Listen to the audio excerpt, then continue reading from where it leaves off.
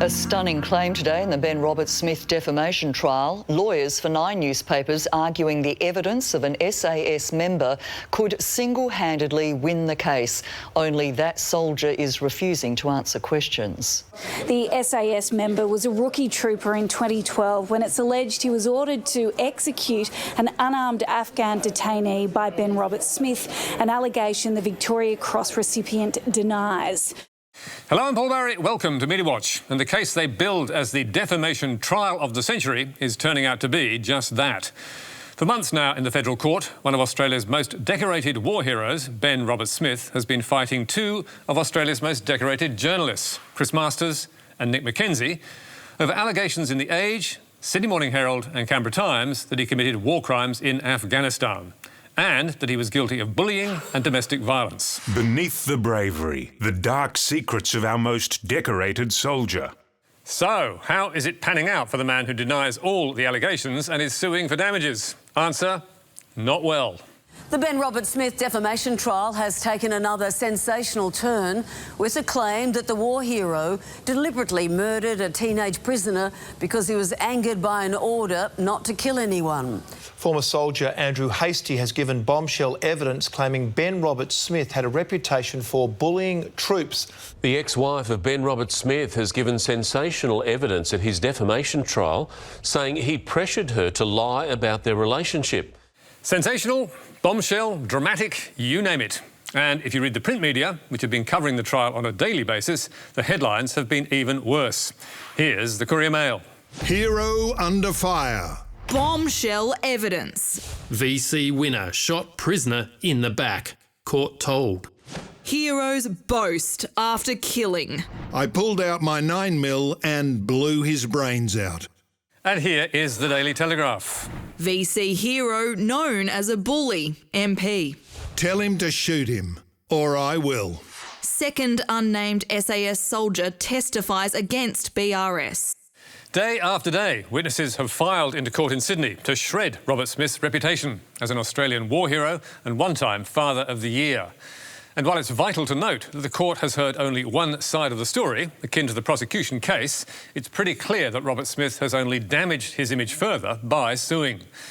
Back in June last year, before the case got underway, the Daily Telegraph was describing the Victoria Cross recipient as a victim of liars and cowards, while the Courier Mail was calling him hero, not psycho.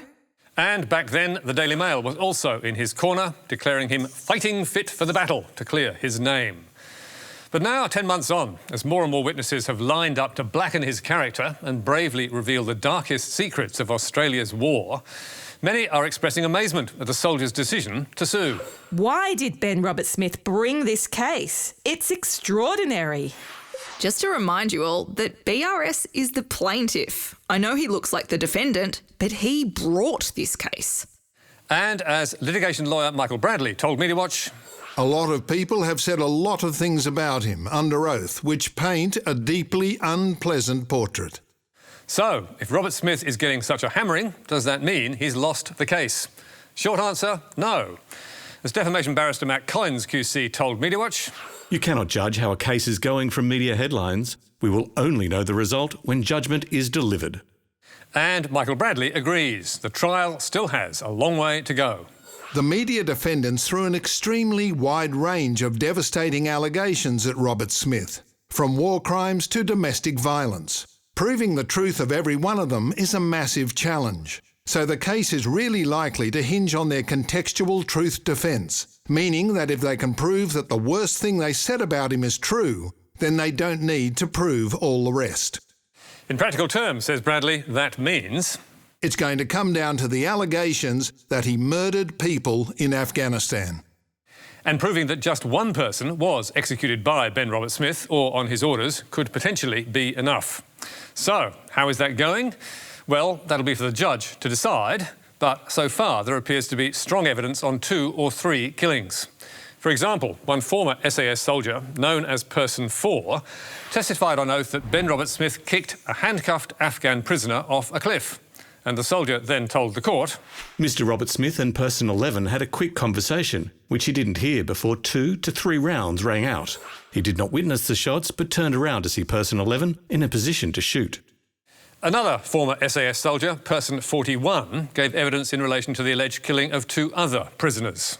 He claims Robert Smith grabbed one of the suspects by the scruff of the shirt, kicked him in the back of the legs until he was kneeling down, before allegedly ordering another colleague to shoot him. The trooper told the trial he then saw Robert Smith frog marching the second prisoner. I observed him lower his machine gun and shoot 3 to 5 rounds into the Afghan male. And last week, Nine missed out on what its lawyers called a path home to victory, when the judge refused to compel a witness to, quote, answer questions about whether he shot a prisoner on the orders of his patrol commander, Ben Robert Smith, in Afghanistan in 2012. Barrister Jack Tracy, representing Person 66, told the court that the evidence the former soldier was expected to give could tend to incriminate him in an alleged murder. But we haven't yet heard Robert Smith's account of these events. He insists he only killed men lawfully in combat, and his lawyers have challenged key witnesses, accusing them of being unreliable, disgruntled, jealous or liars. So, with Robert Smith's evidence still to come, Michael Bradley says it is all still to play for. It's one of those all-or-nothing defamation cases. If the contextual truth defence fails, then it's looking likely to be a huge win for Robert Smith. That is, in terms of legal verdict and damages. And far bigger than any damages, which could be in the high hundreds of thousands, will be costs, which will be in tens of millions. As Margot Saville, who's been following the case for Crikey, reported a month ago, the legal bills are now astronomical, with each side estimated to have racked up costs of more than $12 million. And with at least a month more to run, the final figure could be a lot more than that. And it's not just money on the line. There's also the threat of a war crimes trial to follow. So the stakes could hardly be higher. We won't know the judge's verdict for months, and maybe not even this year.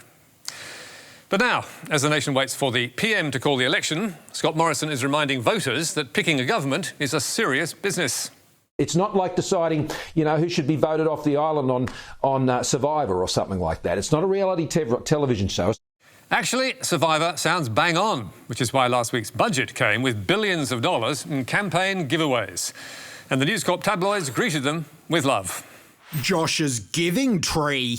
It's a working class plan. Hip pocket rocket.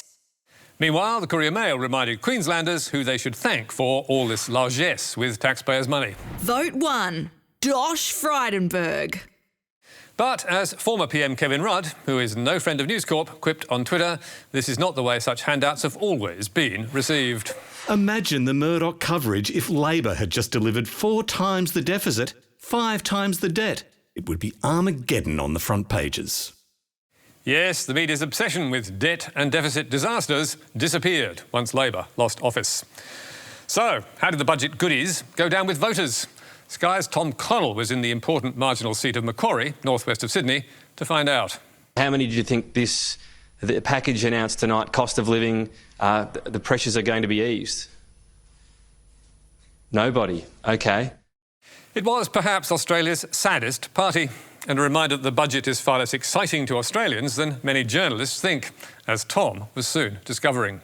Quick hands up. So for who does this budget make you more likely to vote for the government? No hands. Anyone less likely to vote for the government? So the Prime Minister already had his work cut out to sell the sizzle, but then dumped Liberal Senator Concetta Fierravanti-Wells stood up in Parliament and labelled him an autocrat, a bully, ruthless, lacking a moral compass and unfit for office. And his media blitz was derailed. So when Morrison fronted for the cameras on Wednesday morning to sell his wares, he was hit with tough questions from almost everyone. Hey, I want to get to the budget in just a moment, but I really need to start with his extraordinary spray in the Senate last night. Basically saying that you're a bully. She says that you're a bully and with no moral compass, an autocrat is what she said. Scott Morrison conducted 11 post-budget interviews on Wednesday and Thursday, and 9 of them asked the PM about his Conservative colleague's brutal character assessment. So who didn't? David Koch on Sunrise, whose non-budget question was about the Shane Warne Memorial, and Paul Murray on Sky After Dark, who, despite running commentary night after night on allegations of Labour's mean girl bullying culture and the ALP's disgraceful response, could not find room in his 9-minute interview to ask the PM about the same charge of bullying.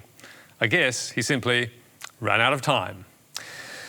But now to the scandal of Chinese justice. My name is Cheng Lei. I'm a TV anchor based in Beijing, China, and this is my story. For the past 20 months, Chinese-Australian TV presenter Cheng Lei has been locked up in a Beijing jail, accused of revealing state secrets. She got her first day in court last Thursday, but what happened inside is unknown, because it was a secret hearing in a closed court with Australian officials denied entry on national security grounds. And that left a dejected Australian ambassador, Graham Fletcher, outside on the steps to tell journalists, "This is deeply concerning, unsatisfactory and regrettable. We can have no confidence in the validity of a process which is conducted in secret." As the ABC's East Asia correspondent Bill Birtles explained from Taipei, the lawyer representing her in Beijing has told the ABC that he's not able to even discuss what these allegations are, nor is he able to talk about whether she will plead guilty, whether she plans to defend herself against these accusations. 46-year-old Cheng Lei is a graduate of Queensland University and a former correspondent for CNBC.